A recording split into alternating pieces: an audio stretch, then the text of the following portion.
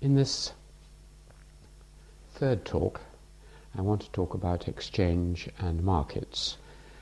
In the first two, I talked about the 18th century framework of how you produce wealth, and the second, 19th century framework of how you distribute wealth, and in this I'm going to talk about the 20th century framework of how you exchange wealth.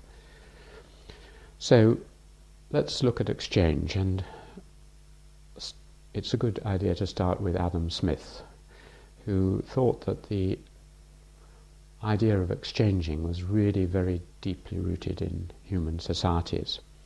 In the famous opening passage to The Wealth of Nations, he says, human beings have a certain propensity, or there is a certain propensity in human nature, the propensity to truck, barter and exchange one thing for another, which is common to all men and is to be found in no other race of animals. In other words, there is an innate commercial mentality among human beings, which are based on psychological absolutes, the desire to outdo others, something to do with games and competition, something to do with making marginal advantages over other people. Robbins's famous definition of economics fits within this, which is that economics is the study of the allocation of scarce resources between alternative ends. People are competing, or they're competing within their own minds between things for scarce resources.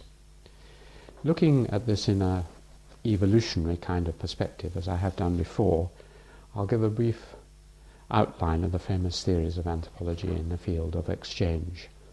And I want to start first with gift societies, as you might call them, and reciprocity, which means giving backwards and forwards.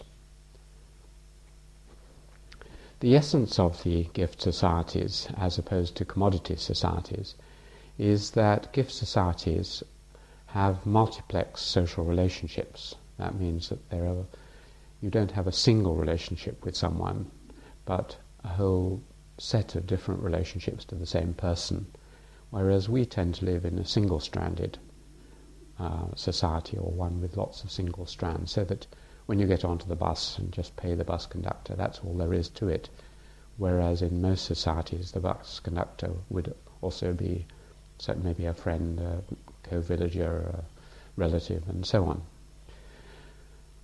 So in gift societies where the relationships are multiplex, the objects exchanged carry a whole weight of disparate meanings of a symbolic kind, and are channels for social relationships. It's not just a matter of giving some money. You're giving all sorts of things, all sorts of signals, so to speak, to the person you're exchanging with. While in our society you can just give the money, and it's single-level relationship, largely of a functional kind. I want to get in on the bus, and that's it. It carries little other weight. Putting it another way, in the gift societies, and in most human societies, relationships are total. Every relationship is embedded in other relationships, and they are at many levels. In such an undivided situation, how does one transact? Well, using the famous distinction made by Marshall Salins between three types of reciprocity, as he calls them. One is negative, which is as in war, we'll leave on one side. There are two other main kinds. One is immediate return, or immediate reciprocities. In our world we use money, a pure form of direct and balanced exchange. I give you £5, you give me something directly in exchange, a book or food or whatever it is. The relationship is balanced, immediate and soon ended. This kind of thing is not appropriate in multi-stranded situations. We can see this, in fact, in our own society in relation to our family. If we pay for things within the sphere of the family or our friends, then people are deeply offended. If I pull out my credit card after my wife has cooked a meal, or a friend has helped me mow the grass, it would be insulting. Friendship is much more, and family is more complex, it's multi-level. Yet we do need to bind people together to exchange with them. And So here we have what are called gift societies. In the gift, we cast our bread up on the waters. There's a delay. You don't exchange immediately, hoping perhaps that it will come back to us one day, but with no guarantee of that. We freely, without obligation, give something to someone which we consider to be valuable and hope they will as well. We ask for no immediate return, or even a specific return. Yet the gift, in fact, is not free. There is no such thing as a free lunch. The gift always has implications. The formal features of the gift are described by Salins under what he calls delayed or generalized reciprocity. It's generalized because it goes round in a sort of circle, as in the famous Kula institution of the Trobriand Islands, where the valuables go from A to B to C to D and then back to A, so it goes in a general circle. And it can be reciprocated, but after a delay, not straight away. It should be allowed to linger and be paid back by something equivalent, or maybe with some interest as time has passed. But you're not paying back directly, but giving another gift back again. It should be reciprocated because, as Marcel Mauss, who famously described the gift is not just the physical thing that you give someone, the animal, the plant, or whatever, but also an inner essence or spirit. Drawing on the famous Polynesian concept of the hau, that's H-A-U, or spirit of the gift, Mauss showed how when we give a gift it has two parts, the physical shell and the inner spirit. So when a person receives a gift, they receive the physical thing, whatever it is, a necklace for example, but they also receive the, so to speak, almost magical spirit within it, a substance which is left hanging in the air. The famous example, as I mentioned, is Mauss's analysis of the Maori hau, and here's one description of it by Christopher Hann. Mauss argued, following, so he thought, the local model, that to give something was to give a part of oneself. The spirit of the gift was a link between the object given and the donor. When you give something, you give away yourself, a bit of yourself. Mauss emphasized the sense of obligation involved in all gift transactions. There was an obligation to give, but there was also an obligation to receive and to repay. And from these various obligations, a kind of social order emerged. This is what held people together, this backwards and forwards giving and taking. The total prestation is another word for gift, is quite distinct from an act of voluntary generosity. It's not just you're being nice to someone. It is part of your social relationship. It's not voluntary. You have to do it in order to survive in these societies. So, this idea of delayed, multi-level exchanges can be seen in all spheres of life in non-money economies. But it's not disappeared on our own. One example is in relation to religion. The central idea of sacrifice in religion is that it is a communicative exchange, not between humans, but between humans and spirits. Where I work in the Himalayas, for example, when you want something done by the gods, you want your child to get well or whatever, you give them a gift. You kill a cockerel, for example, and you give them the blood. And then the gods, or the godlings, are hopefully pleased by this, and they make your child well. So what the gods get is the spirit of the cockerel. You may yourself eat it, and your family may eat it, but they get the spirit of that cockerel and the blood, and that makes them happy. And this ensures good things happen to your family. You cannot force godlings and gods to do things, but you can put pressure on them by giving them gifts. And a central feature of these sacrifices, and of many gifts, is destruction, the annihilation, the physical annihilation of the gift. You sacrifice the animal. You have given away something, you have lost it, you have destroyed something. And you can see this in a famous example in competitive gift-giving of the North Coast American Indians, such as the Kwakiatl. There, famously, status competitions between rich kin groups takes the form of destroying precious assets, jars of oil, precious woven objects, etc., are all thrown onto a fire. They're actually destroyed. As each object is destroyed, those on the other side lose status and are challenged to destroy an even greater amount until you've finished. The obvious modern analogy is the huge, wasteful competition of the international arms race, particularly during the period of mad, mutually assured destruction of the Cold War. But even today, there are many forms where we just conspicuously destroy things and then get status from them. A lot of gambling is almost like that. Another element of the gift and its long-term nature is as a way of banking or storing valuable things. I've talked earlier about the difficulties of creating some kind of superiority in simpler societies, and the best way to do that is not to accumulate wealth yourself, but to give it away and bank it in other people. If a person gains a surplus at a point in time, there's no way in many societies where you can actually store it in a bank vault, so to speak, or building society, or speculate on the stock exchange. But you may need to save it up for a rainy day, for a wedding or for a feast or something. So you give it away to people who are then under obligation later to give it back to you. So the best way to store wealth is actually to have a big feast, a huge wedding, shower people with presents, endow a university in our society or whatever, and merit will come back to you later. As the Bible says, lay not up for yourselves treasure upon earth where moth and rust do corrupt and thieves break in and steal. But give it away, bank it in other people. And then, of course, this is, in many respects, the quintessence of much family life in most societies, even in our society. Parents give love, shelter, food, clothing, and so on to their children over their first 20 years in the hope, maybe, that they will get some respect and maybe a little affection and maybe even some help later on in their lives.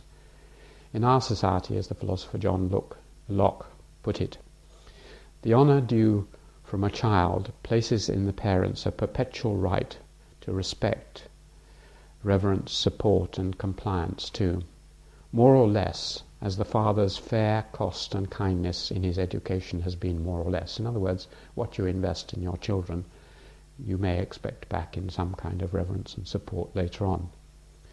But of course it seldom works that children directly pay this back. It's a form of generalized exchange. You give to your children, they give to their children, and they go out and work in the economy, and their taxes go back into the system, and then when you're old, your pension will be derived from the wealth they are generating. You cannot force or bribe them by giving them wealth to love you or to do anything for you in your old age. That was the big mistake that King Lear made, of course, believing that by giving away his kingdom to his children he could force them to look after him and force Cordelia to love him. There is no right created by this. It's just an obligation of some kind, and it cannot be forced. Those are the very simplest mechanisms of gift giving, and they overlap very quickly with another form, which are barter and a form of market economy. It's reported that even in the simplest hunting and gathering societies, which mainly live by gift exchanges, there is usually some barter. That's not barter in the sense of haggling over something, but giving someone something in the hope that they will directly exchange it with something else. For instance, a forest hunter and gatherer may bring down some honey or fruit or animals and put it on the side of the road or on the side of a village, go away and then hope that they will come back and the next day find something useful that they want. And of course, if they don't after a few attempts, they'll give up.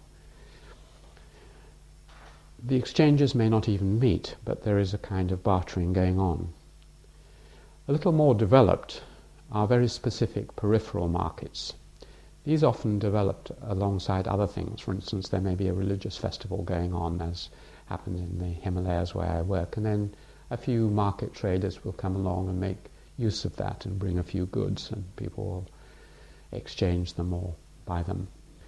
The main characteristic of these markets is that they lie on the edge of peasant life and tribal life, and deal with peripheral things, not basic foodstuffs, but they may be extremely useful things which you cannot produce within the village, like baskets or pots or salt or maybe long-distance traded items. The central economy here is not marketized, but often what starts as an infrequent and marginal event, for instance at a river crossing, as at the bridge over the River Cam, or the ford at the River Ox, or Oxon Ford and Oxford and Cambridge. At these places, a town builds up through this marketing mechanism, and you get instituted markets growing. Towns become markets. Nevertheless, most production is directly for consumption in these societies, and only surpluses and certain extras are marketed. It's not a market society, as one may term it later, but a society with markets. And these market systems are often very complex. One pattern of them, as in China, famously described by Bill Skinner, is that you have a huge market in a big city, and then round it a kind of constellation of smaller markets, around each of which you have smaller markets. And as you move out and out into the smaller and smaller markets, the objects which are brought to market become more and more peripheral and small scale. In many ways, the closest we get to the kinds of peripheral markets which anthropologists have described for most peasant societies is, in our society, I think, is the world of car boot sales, if you're familiar with that, which is an English, very widespread English phenomenon, which I've only seen in passing, but it looks on the surface like this. People fill up the boot of their cars with objects which they don't want themselves, and then they drive to a designated site where other people are there, and then they go to someone else's car boot and they buy something, and people come to their car boot and buy things from them, and they set them out and they exchange things, and it happens at weekends, and it's peripheral to their main occupations often, though there are a few people who do it all the time. So it's a kind of peripheral market, but on a large scale. People are constantly exchanging items, filling their garages with things and then trading them on, going for a day here and there. Somewhat different is a marketing solution which was very widespread in peasant societies, and that is the fair. Cambridge, where I teach, is an excellent place to talk of fairs, as it is an ancient centre of what used to be at one time one of the greatest fairs in Western Europe, Stourbridge Fair. This was held every year for several months, a couple of months every year, on the meadows off the Newmarket Road in Cambridge. Goods were brought from all over Britain, including Scotland and Ireland, and even many parts of Western Europe and Russia. Cheeses, animals, cloths, spices, metal goods, all sorts of things were brought to this hub. They were brought here because it had good water communications. You could bring them along the rivers, ending up with the Cam, and then set them out in your stalls. They were set out in stalls which formed whole sub-areas, and indeed if you travel up that road now, you still find roads called Cheddar, Row and Garlic Lane, and these are the relics of the great fairs which petered out in the 18th, 19th centuries as the railways developed. And Daniel Defoe describes them at great length in his journal of his travels tour around England. They were so important that there was a special hospital built there for people who were ill, which still survives, and you can see it just beside the railway bridge on the Newmarket Road, and there was a special judicial court that was held. And this was part of a great fair-based civilization with famous fairs in Germany, France and elsewhere. It was really only killed off in the 19th century with the rise of railways and shops. This is one of the ironies, in a way, is that what happens is that as market society in the modern sense rises, these kinds of fairs and markets decline. Because for a while markets and fairs are on the periphery. They are peripheral markets. But societies where the market principle and the deeper sense is not yet fully taken hold. And this is pointed out by anthropologists who point out the apparent paradox that the rise of a capitalist market principle often spells the decline of traditional forms of peasant marketplace. Travelling around remotish areas of Western China in the early 21st century, we were able to film just the last market places, market streets, which were being pulled down very rapidly in the cities, centres of cities, to be replaced with supermarkets and shops. And so you just saw the end of that world. The next great system, the one which we ourselves are familiar with mostly, is what one might call a market economy. A market economy is not to be confused with the physical market. That is to say, as in a marketplace in a city or town like the Cambridge market in the middle of Cambridge. It's instead a mentality, a morality, a way of thinking about things, a type of integration in which the great transformation to our modern world has fully, more or less, occurred.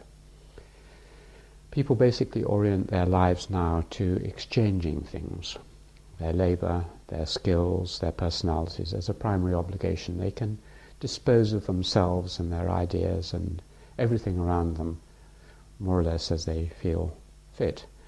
They work for money first, which is then exchanged into what they want. Almost everything is translatable and purchasable. So when they have been paid in cash rather than in kind, they use that money to obtain what they need. The great change is in Marx's famous notation from commodities to money to commodities. In other words, you produce commodities which you sell and then you get other commodities, CMC as he called it, to MCM. We have money, you buy commodities, and then there's money. In the pre-market society, market world, the market is a neutral zone in which economic activities can take place. It's rather like a bounded playground or playing field or a football pitch of some kind in which other rules apply. Here, almost purely economic exchanges, unclouded by other aspects of life, can, in theory, take place. The physical market abides by market rules. For instance, if you're sitting in a market and you're selling something and your local priest turns up, or shaman, or your landlord, or you're a kinsman, in theory they have to pay the market price. They should be treated like anyone else in the market, although of course you may give them some preferential treatment. But they realize that this is not as it would be just in a face-to-face encounter in other circumstances. Shops and stalls might have their special customers. For example, members of a family may patronize a certain shop. In Nepal, where I work, the villagers came down and settled along certain roads leading into the local market town of Pokhara.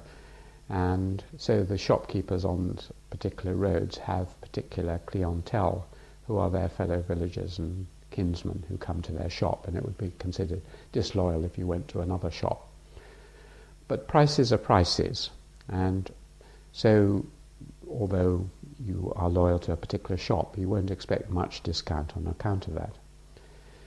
Trying to set up a neutral zone like this in a village where people abide by market rules is very difficult. My wife and I tried to set up a cooperative store in our Himalayan village, and after a very short time it collapsed because people couldn't really separate off their kin and family and neighbourly relations. So when they went to the shop they asked for credit and they asked for cheap goods and so on, because the person sitting in the shop was also a fellow villager. So they couldn't really get their heads around it, I think because we were funding it from outside, because there are village shops which work reasonably well on a small-scale way. So the market here is an insulated area in many societies, free from the normal embeddedness of life. But in the modern market economy, almost all of life is conceived of in this way. In other words, it's all part of a market. And it's underpinned by the huge paraphernalia of the state. Sometimes some people argue that modern capitalist economies can do without the state, but of course they couldn't last for a second without a very powerful state underpinning them and a legal system. So it's possible to be a free individual transacting, but that freedom, as in all games, is only possible because of the rules and because of the umpires and the context. The difficulty of transacting in a free and easy way in embedded societies is shown by the history of the Jewish ghetto. Because of the embeddedness of Catholic morality, the banking and marketing systems were greatly hampered. So lending at interest, for example, which was called usury, was technically forbidden. So the Jews, who had an ethical system which allowed them to lend money at interest, carried out such activities. But this was something which had to be insulated and isolated off from the rest of the society. So in Venice, where the first ghetto, which comes from the work for an armaments factory, was set up on an area which later became on an island, so which was walled in and shut it up at night. And the Jews all lived within this ghetto. They could go out and lend money to the Venetian traders, but they were shut off from the rest of the society. And periodically, when the political situation got to that state, they were rounded up and all the debts were cancelled, and they were often exterminated or driven away.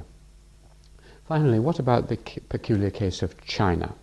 Here you have a nominally communist system with state control, some pressures against individualistic solutions, yet the most rip-roaring capitalist system in the world.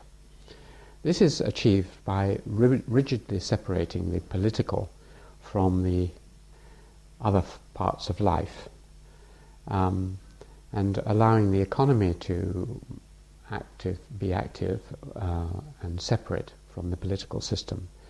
A similar sleight of hand was practiced in Islamic societies, in the great souks or bazaars of the Middle East and India.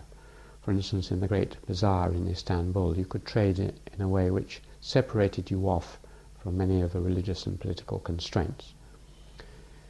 The Arabs were great traders throughout the Indian Ocean area, and their founder, the Prophet Muhammad, was himself a tradesman, and he set them up with a system which made trading ethically acceptable and made them into great trading empires. Finally, there is the question of how the change from gifts to barter to limited money to full money have occurred. No one really knows how these great transformations occurred or why they occurred. Even the biggest transformation in many ways, that is from the pre-capitalist system of embedded markets within peasant societies to free market societies, is disputed. The anthropologist Polanyi thought it happened roughly between 1750 and 1850, what he calls the Great Transformation. Marx and Weber thought it happened between about 1450 and 1650. Edward Thompson and others think that the long arch way from whatever was there before to capitalism occurred between 1200 and 1800. I personally believe there was no revolutionary change at all, but a slow evolution from well before 1200.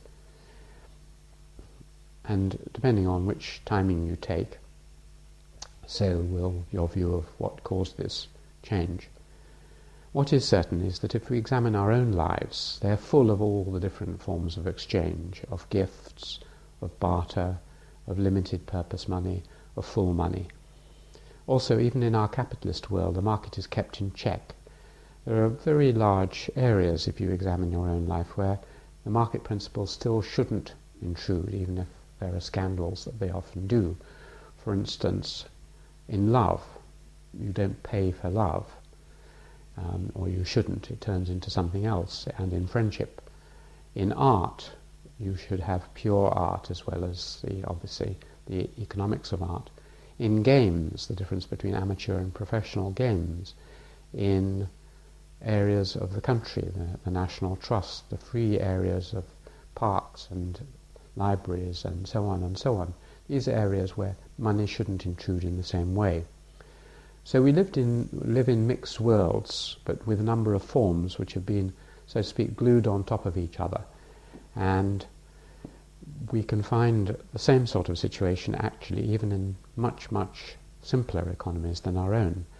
In the famous description of the Argonauts of the Pacific by Malinowski, he describes three major forms of exchange that are occurring simultaneously and which are forms of these different kinds. There is roughly the kind of bargaining, haggling, barter kind of exchange, which is called Gimwali, Gimwali, and that goes on roughly all the time, and people are quite open to that. Then there is another kind which is called Urigubu, Urigubu, which is seasonal giving of yams by a man to his sister's husband. And this maintains alliances between groups and is a ritual kind of giving, rather like our Christmas present in many ways, or Christmas cards. And then there is what is famously known as the Kula ring, through which Trobrianders are linked to a number of other islands, including mainland Papua New Guinea, where individuals exchange shell necklaces, which are known as Sulava, S-O-U-L-A-V-A,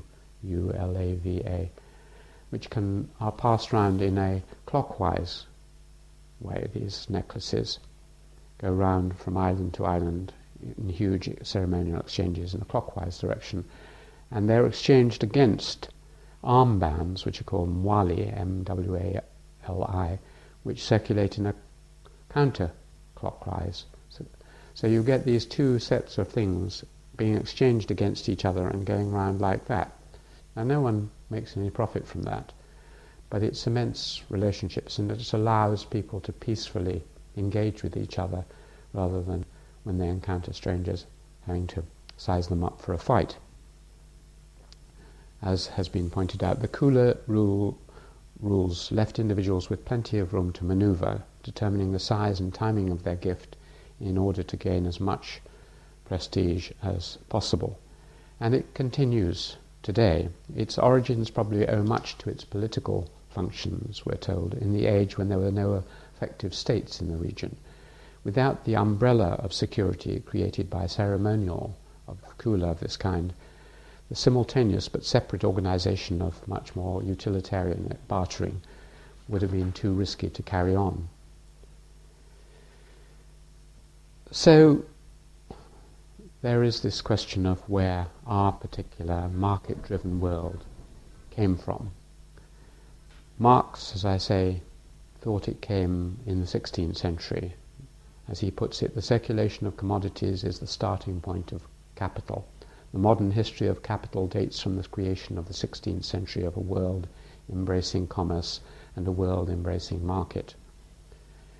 In it, Max Weber roughly thinks the same sort of timing. In England, the mere fact of the development of a market as such destroyed the manorial system from within. So one system dissolved into another. But Polanyi thought it was much later. What is certain is that it has changed not only the mechanism of economic integration, but our whole philosophy, our whole way of life. We think in terms of money. We think in terms of, as Weber puts it, rational accounting, the freedom of the market, a rational technology for pursuing wealth, a calculable law, free labour, we can buy and sell labour, and commercialization of economic life right through. So if there is anything that underpins modern societies, it isn't kinship, and it in many ways isn't religion or even politics. It's the market. And another aspect of that is money, which I will deal with in my last talk.